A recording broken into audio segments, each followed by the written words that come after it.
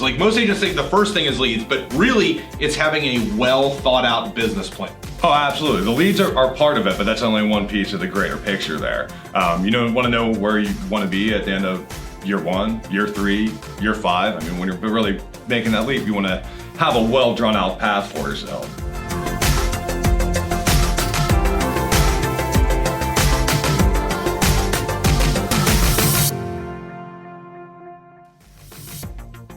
Good morning, insurance agents in the senior market. Welcome back to Near and Far. It is November 3rd, bright and early this Wednesday. Rob, good morning. How are you, sir? Very good. How are you doing today? I'm doing wonderful. Ready to rock.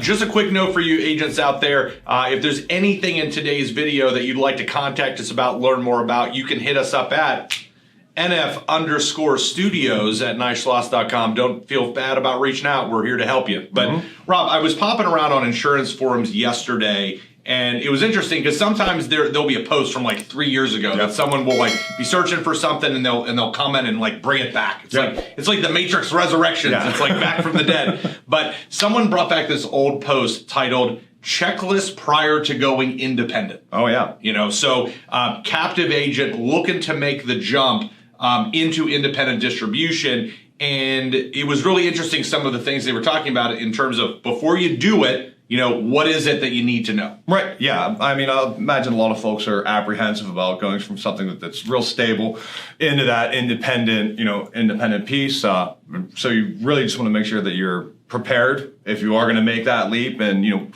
how you're going to be successful once you are independent. Yeah, and there are too many agents that are really unprepared to give this a go. And, if they had a little bit of advice, they could be, ready to be successful. Oh, absolutely. So let's do this. Let's talk through 3 things that we both think are really important if you're looking to make the jump from being a captive agent to an independent senior market producer. So first thing, at least to my mind, is you've got to have, and this is before leads. Like most agents think the first thing is leads, but really it's having a well thought out business plan. Oh, absolutely. The leads are part of it, but that's only one piece of the greater picture there. Want to know where you want to be at the end of year 1, year 3, year 5. I mean, when you're really making that leap, you want to have a well drawn out path for yourself. Yeah, and to me, I think that if you're making the jump from being a captive agent to an independent agent, like it can be scary. Yeah. And I actually think that it's more important to eliminate that fear, to know where you're going to be month 2, month 4, month 7. Yeah, absolutely. Yeah. If you're going into this really anxious, I mean,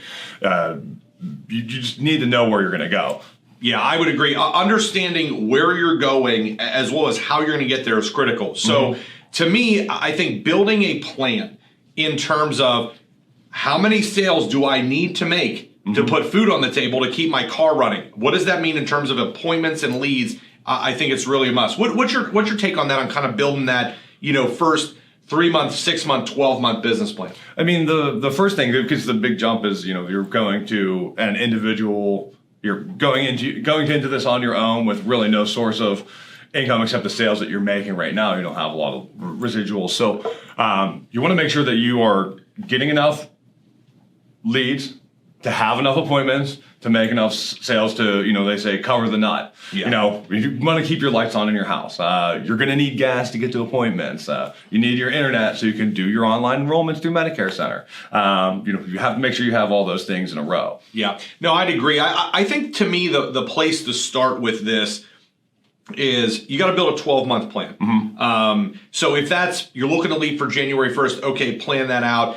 And understand, like, you don't have residual coming in. At least most captive agents don't. When they make that leap, it's like, I am cut off from the mothership. Right. So to me, it's like, okay, what type of income do I need that is not going to be reinvested in the business? Right. Like to your point, what's going to keep food on the table and the lights on? So figuring that out, and then from there saying, okay, well, if I think that means that I need to make 10 sales a month, well, if that's the case, okay, what's my budget for lead generation? Do I need a CRM? Am I going to be, having a website, whatever that is, and then try to build out, okay, here's my budget. What does that mean that changes in terms of my sales targets? And then, maybe the answer from there is, okay, I need to make 12 to 15 sales a month. How do I get the lead flow necessary to do that? Right. And you can always work it backwards when you take that across the board. How many calls do I need to be making a day? And from that year-long plan, drawing it back into a quarterly, a monthly, a weekly, and even a daily, how many appointments, how much time do I have to actually go to appointments, and how much time I have to call, and making sure that you're filling that time as effectively as possible. Yeah, for sure.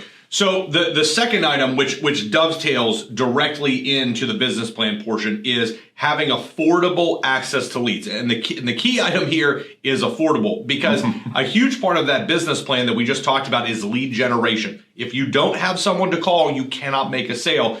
And captive agents are really used to having their table set for them.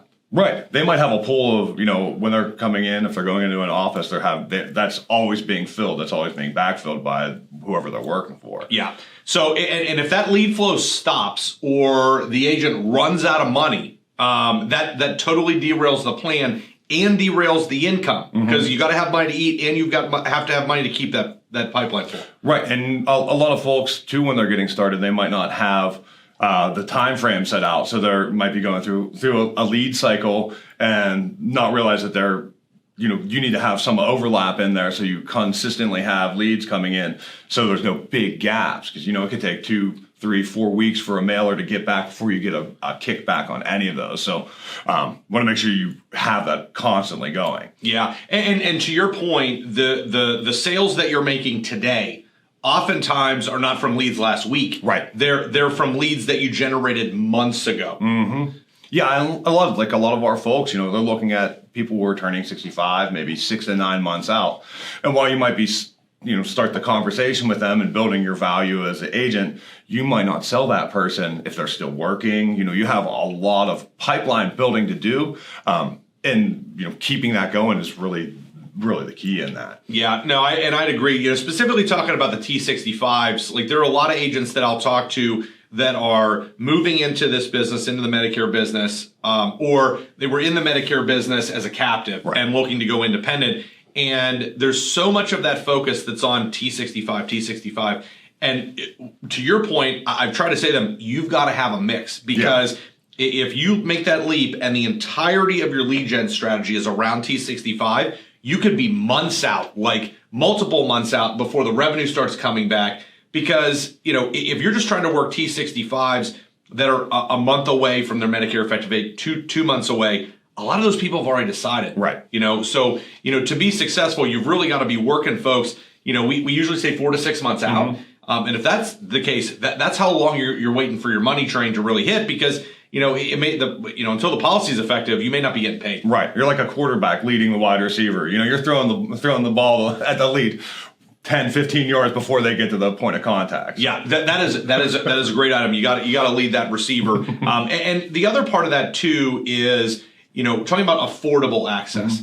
When you're talking about a mix of leads, you've got to be working with someone that is going to reinvest with you with sales. Like if you're trying to make it, and the entirety of your budget is lead mailers or other sort of internet leads at full retail cost, where you're not getting co-op, that's a tough road to hoe year one. Right, and finding a group that will help you out with some co-op and on day one and mailer one.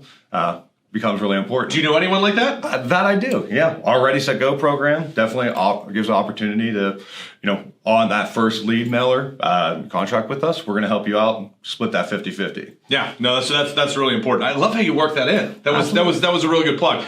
So the third item, and I've thought a lot about this, and I think this is a really critical piece. When we talked about it last night, I thought you were probably in agreement too, that the third key is be prepared to cross-sell. So if you have an experienced agent, if you've been working in this business for 2 years, 4 years, 6 years, you can afford to be a one-trick pony, because you've got a book of business, you've got renewals coming in, you're getting, all of this stuff is going on in terms of keeping your Medicare business flush. New agents cannot be the one-trick pony. Right. They really have to cross-sell because money's going to be tight, especially in that first year. Oh, absolutely. And there's a lot of different opportunities to cross-sell with, dental or, on a separate appointment, final expense product or something like that. That those pieces, those cross-sell pieces are a lot of times really front-loaded too. So they can give you a nice quick cash boost to reinvest, get more leads, get those things going while you're waiting for some of these residuals to build. Yeah, no, I think that's a great point that, and cross-selling should be important for all agents. Yes. It really should. But especially in year one, that you've got to maximize each appointment because, you do not have that wave of renewals that's helping kind of inject dollars into your bank account every month, that you can't afford for it to be one appointment, one sale. Right. Like to your point, dental, trying to cross-sell that. Hospital indemnity, same thing. Separate appointment from the Medicare appointment, final expense. One thing that I think is interesting, like when you talk about hospital indemnity or dental, we've got a number of our carriers on those products that are probably paying like 50, 55%. Right. Not to mention like different cash bonuses or whatever. But even if you just say 50% for easy math, you're selling a $30 premium. That's like $360 in premium. You get 50% of that back in commission. All of a sudden it's like, oh, here's another $180 to $200 each appointment on top of the Medicare commission. Like that's key dollars to be invested in lead generation or in gas cards to be running you around appointment if you're doing face-to-face. Yeah, and a lot of folks really aren't taking advantage of those opportunities and finding those holes, because if you have a consumer, if you're not bringing these up on appointment, consumers do have questions on dental. Even if a plan has dental, maybe it's only $1,000 benefit, and anybody who's ever had a root canal or some type of issue like that knows $1,000 doesn't go very far. So having that additional coverage for that consumer, it's going to build your value as an agent. It's going to put some cash in your pocket